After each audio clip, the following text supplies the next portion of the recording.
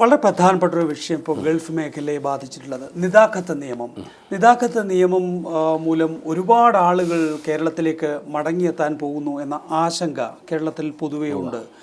ഇവർ മടങ്ങിയെത്തുകയാണെങ്കിൽ അവർക്ക് തിരികെ പോകാൻ പോലും കഴിയില്ല. കാരണം അവരെ നാട് കടത്തുകയായിരിക്കും. പിന്നീട് ഒരിക്കൽ പോലും ഗൾഫ് രാജ്യങ്ങളിൽ ഏതിലെങ്കിലും മടങ്ങിയെത്താൻ കഴിയില്ല എന്നതാണ് ഏറ്റവും പ്രധാനപ്പെട്ട പ്രശ്നമായി ഈ മേഖലയിൽ നിന്ന്. വളരെ ദുഃഖകരമായൊരവസ്ഥയാണ്.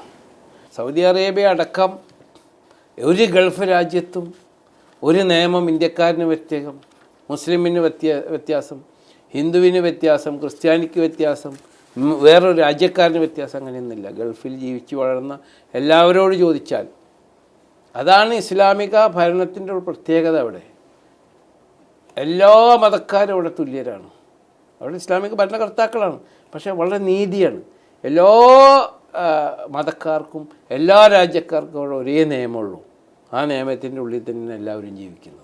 അവിടുത്തെ നിയമം അനുസരിക്കുന്നതിൻ്റെ ഭാഗമായി അവർ നാട് കടത്തപ്പെട്ടാൽ തിരികെ അവർക്ക് മറ്റേതെങ്കിലും ഗൾഫ് രാജ്യങ്ങളിലേക്ക് പോകാനുള്ള ഒരവസരം അത് ഇന്ത്യയിലെ ഭരണകർത്താക്കളും അവിടെ സ്വാധീന ശക്തിയുള്ള ആളുകളും വിചാരിച്ചാൽ സാധിക്കില്ല. അത് അവിടുത്തെ ഗവൺമെൻറ് തന്നെ പറഞ്ഞിട്ടുണ്ട്.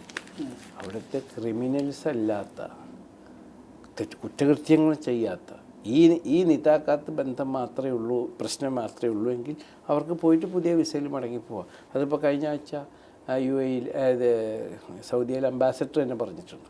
മടങ്ങിപ്പോണോണ്ട് വിരോധമില്ല, പക്ഷെ നിയമം പാലിക്കപ്പെടണമെന്ന് മാത്രമാണ് ഇപ്പോൾ അവർ പറയുന്നത്. നിതാഖത്ത് നിയമപ്രകാരം ശരിയായ വിസ ഇല്ലാതെയാണ് നിൽക്കുന്നതെങ്കിൽ അവരുടെ മേൽ ക്രിമിനൽ കുറ്റം ചുമത്തപ്പെടില്ലേ? ഇല്ല, അവർക്കിപ്പോൾ ആംനസ്റ്റി കൊടുത്തിട്ടുണ്ടല്ലോ. നിങ്ങൾ 3 മാസത്തിനുള്ളിൽ പോകേണ്ടവർക്ക് പോകാം, എംബസി പോയാൽ ഔട്ട് പാസ് എടുക്കാം, വേഗം പോകാം. അതിനുള്ളൊരു ഇതാണ് അവർ കൊടുത്തിട്ടുള്ളത്. ഏതാണ്ട് എത്ര ആളുകൾ മടങ്ങിയെത്തും? അതൊരു വലിയ പ്രശ്നമായി കേരളത്തെ ബാധിക്കും. എന്താ വെച്ചിട്ടുണ്ടെങ്കിൽ അവിടെ ഇനി വേറുള്ളവർക്ക് ചേഞ്ച് ചെയ്യാനുള്ള സൗകര്യം അവർ കൊടുക്കുന്നുണ്ട്.